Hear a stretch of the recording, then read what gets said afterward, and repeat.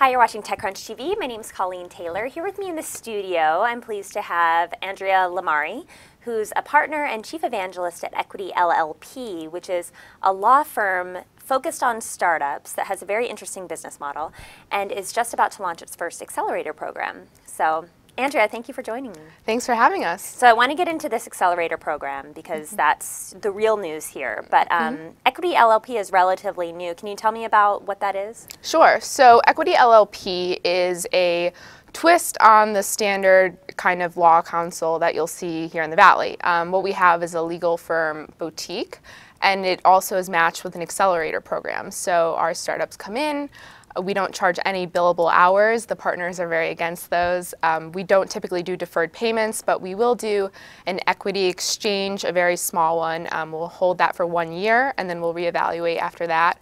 Or we'll do a monthly fixed retainer basis. So the startups can say, this is where we're at, we'll evaluate that, and then after we sign an engagement letter, the startups will be charged a monthly rate.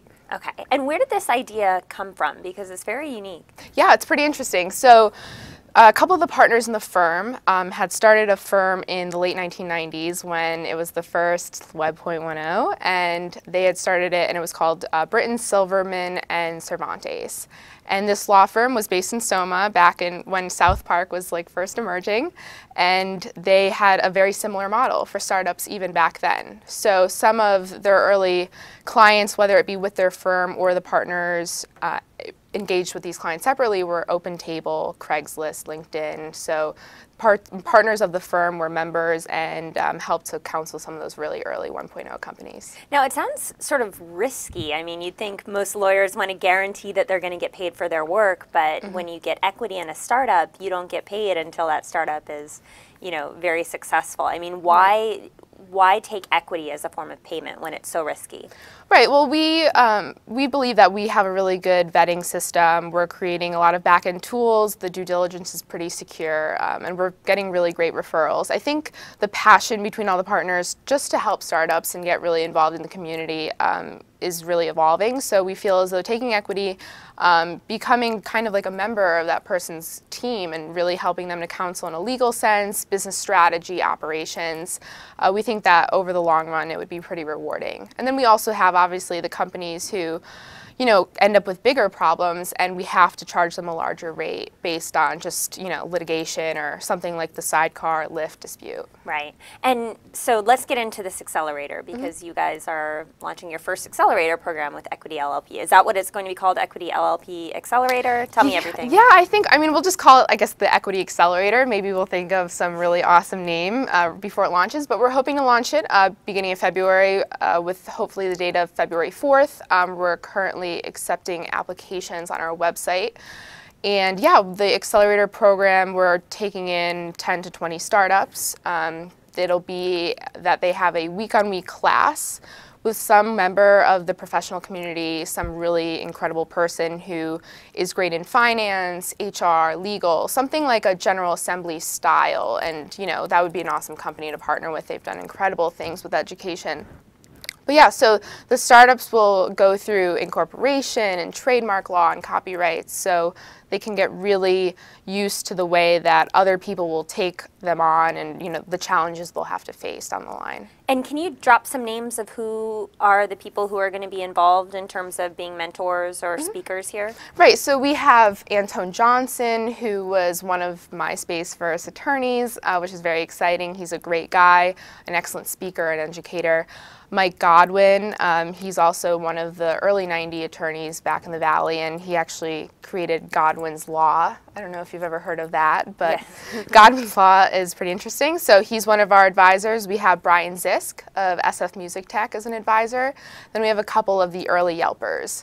So amongst that, we have, we're still pooling in great mentors. We have about 15, 20 right now. And so what is the kind of startup that you think that you guys are looking for here for this? It sounds like it's a program where someone could just go in, and if they need to get their legal documents done, this is a nice accelerator this is a nice way for them to do it while getting other bonuses on the side. Is that sort of, you're looking for at the very early stage type of company? Pretty early stage. We do look for, of course, we like founders that are committed, probably ones that don't have a day job, and that they have disruptive ideas, pretty standard.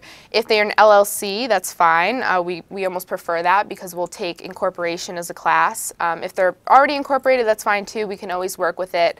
We do help startups set up their bank accounts, things that I would say startups that are approaching seed round or in the middle of a seed round would be really helpful. Okay.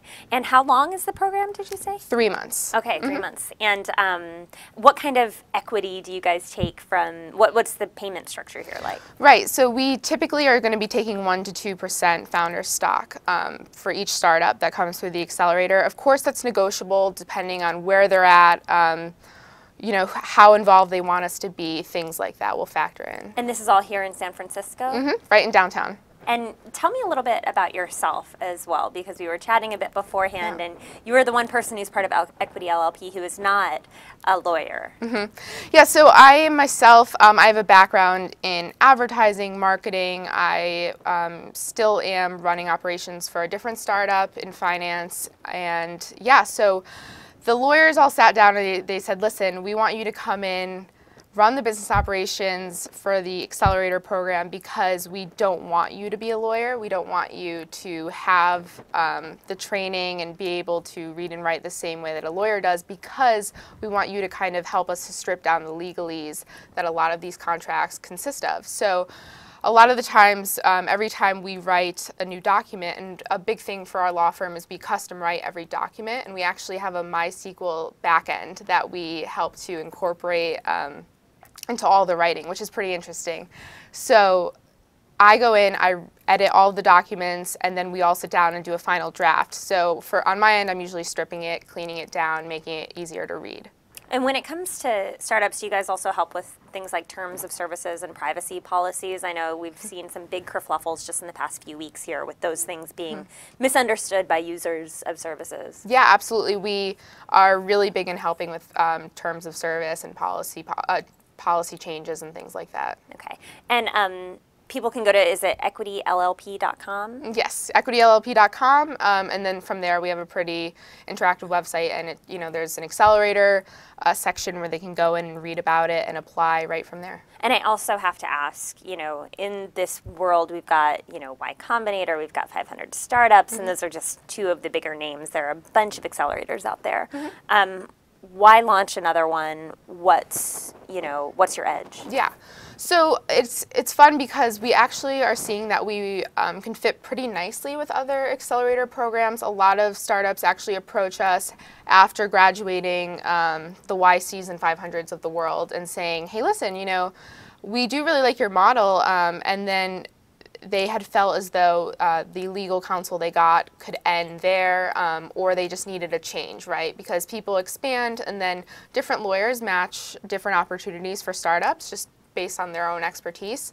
So we're seeing that we can, fall in line pretty well, and we can make adjustments accordingly. But, it's just the right time to be building something like this. The community is so great, and I think between all the partners, we've been getting a lot of experience with meeting awesome startups. So in any way, shape, or form, we can work with other accelerators. And last question here, is there one mistake that you guys see being made often by startups when it comes to the way that they approach their legal stuff?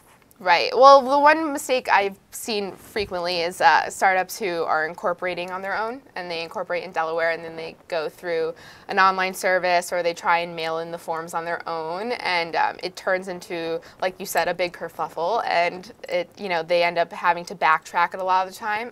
One really great thing too is storage. Startups don't know where to store their documents. Maybe they have one Dropbox file and it's named legal, and they just throw everything in that one folder, and it might be named wrong or mislabeled with the date or the title. So I see these things cropping up pretty frequently, and it's something that, you know, is at the back of their mind, right? Startups should be fully focused on building the product and let their accountants and their lawyers take care of those other things, the other services. So I think that, you know, having a good lawyer who has a background in startups and engineering would always be helpful, and it's been working out pretty well.